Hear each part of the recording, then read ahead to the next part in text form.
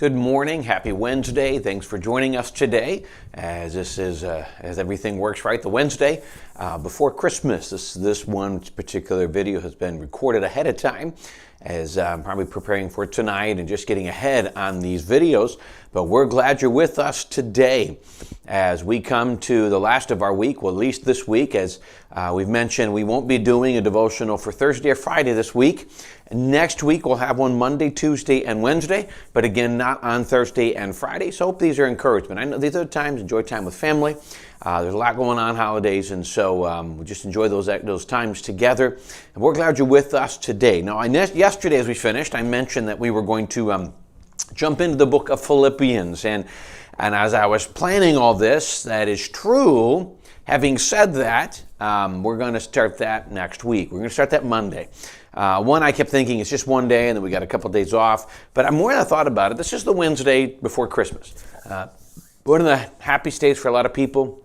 We're looking forward to, as Christians, a day that in its true history and true theology just means so much to us as a core foundation to much of what we believe. I really want to take some time and just focus today on one of the aspects of what we've come to call the Christmas story.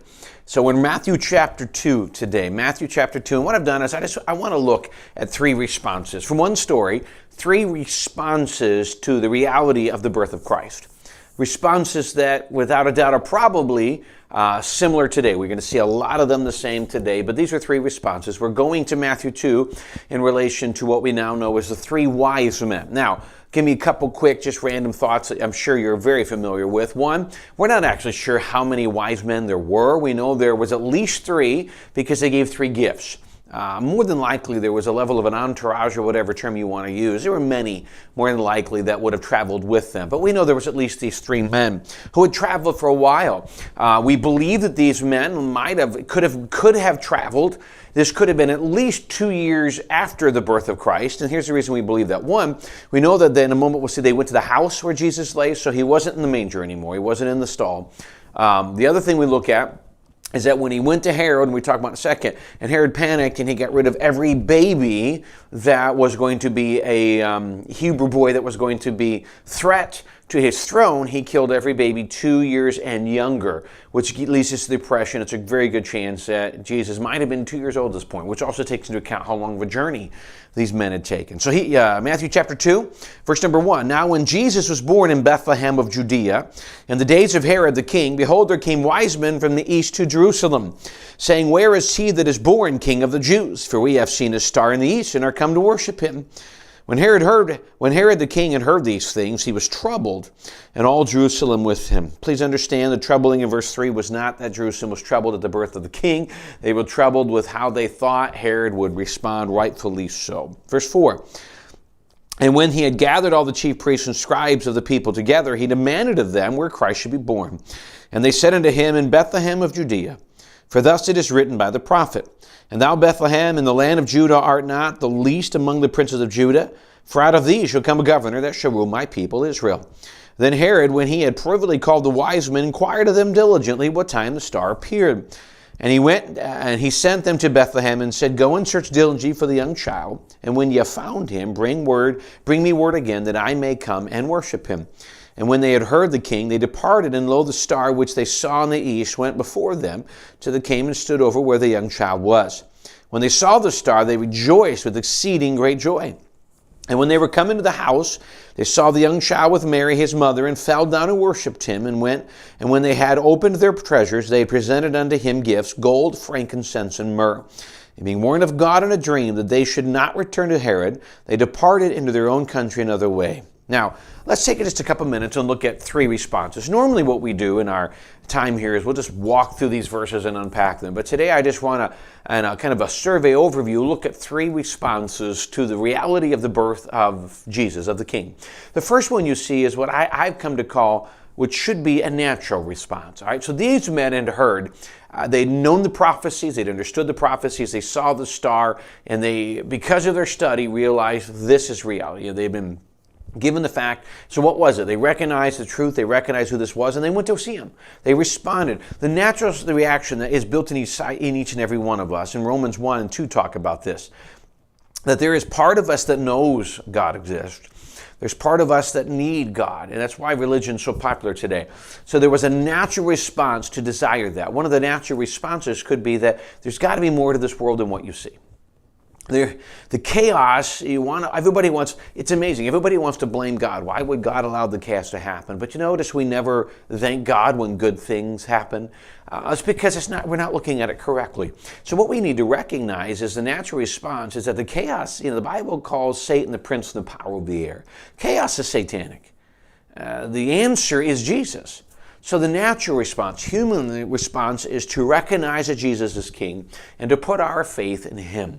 Now, generally speaking, the flesh eliminates that natural response, and the absolute chaos of the day and the religion and all of the things that Satan has used to distract us takes away from that. But that is the natural response. And number two, we see the chaotic response. So you have Herod, he's told. They come in, and of course they proclaim, who is he that is born king of the Jews? Herod immediately, please understand, Herod is a ruler, but he's a ruler underneath Rome. He's to an extent, kind of a ruler, kind of not in reality as a result of the king. But he enjoyed power, and he enjoyed luxury, he enjoyed all of these things, an evil man, as we know. And so he hears this, and he immediately gets nervous about losing his throne. I understand he's born king of the Jews, but it doesn't matter. His legacy, his genealogy, whatever, is all going to disappear. And so he immediately panics, and then word gets out. If all Jerusalem panic with him, word gets out, which tells me that Herod was he was an overreactor, he was an evil man. So we can look at that same response and realize that a lot of people today just don't have the best response. You tell people about Jesus and they immediately, I don't believe it, I don't like it, I don't trust it. Our sin nature battles with it. We've believed the lies of Satan and the lies of the world. And unfortunately, not everybody is going to recognize the beauty of Christ as our Savior, as Christ is our King, as Christ is the one who loves us and who has died for us. And many of them will not react or recognize really what's going on in the story. They're going to try and deny His existence and all of these different things. And it results in chaos. So sometimes it's just a chaotic result to the birth of Jesus. But can I tell you the third one? The third one is what I've called a biblical response to the birth of Jesus. What's that? So the Bible tells us that when these wise men had seen the star again, they had left. They went and followed Him and found Jesus and Mary and Joseph, in the house. And then, so they came to Him, they worshiped Him, they gave gifts to Him. By the way, all that same idea is worship. All of that's worship. They're willing to sacrifice to journey to Him. They kept seeking Him out. When they got there, they knelt on their knees. They spent time worshiping, recognizing who He was. Then they gave gifts. I mean, these are pictures of worship, all of which is still pictures of worship today. We should still be seeking Jesus in our personal time, in our corporate worship, as families. We should still be going out of our way to be in church and be engaged to still worship Jesus. That should still be something we do. It's biblical. It's right. We should be worshiping. We should try our best to set aside the cares of the world and just look to Jesus. One, it's putting Him in His right position, but it's such an encouragement and help to us. But then three, they gave gifts. We can give gifts. We give gifts of our time. We give gifts of our allegiance. We give gifts of surrender. We give financial gifts. We do all of these things not to uphold churches or not to keep businesses running. Right? It's necessary. It's how God has strategized it. But reality is we do that to minister to the world. This is how we invest. God has used these things to reach the lost, to reach our communities. And that's why we do it. It's an important, truly important aspect of reaching out. And then it's all part of worship. It's all part of us recognizing who He is. So as we come to this Christmas time, in a couple of days, we're going to, we'll get together Sunday and we'll enjoy a great time of Christmas worship, and then we'll go home and spend time with our families. And when you really look at it this way, you get to focus your attention for these days, and it's kind of culture's even forced it to Jesus. Can I encourage you, don't let it stop here. These responses are responses, what we call in the Christmas story. But these responses are biblical. And these responses are how we should respond every day of the year. And you're going to see this throughout life. Some are naturally going to recognize Jesus, and they're going to ultimately, through time, accept Him. Some are just going to reject Him completely, and some are going to embrace Him. Be the one that embraces Him in salvation. Be the one that embraces Him in worship and service. It is the greatest thing you will ever do, greatest decision you will ever make. Well, thanks again for joining us. We want to wish you a Merry Christmas as that comes up here in just a couple of days.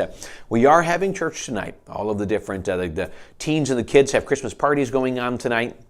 And so we encourage you to come. Make a point to be here tonight. We look forward to a great time of fellowship, even in our Bible study, and just take a few minutes. I know we're going to be tired, but a few minutes just to focus back on God. We thank you so much for the privilege to be part of your day. Again, our next devotion will be next Monday, and we look forward to continuing to meet together. Thanks for joining us again today, and we look forward to seeing you again this coming Monday.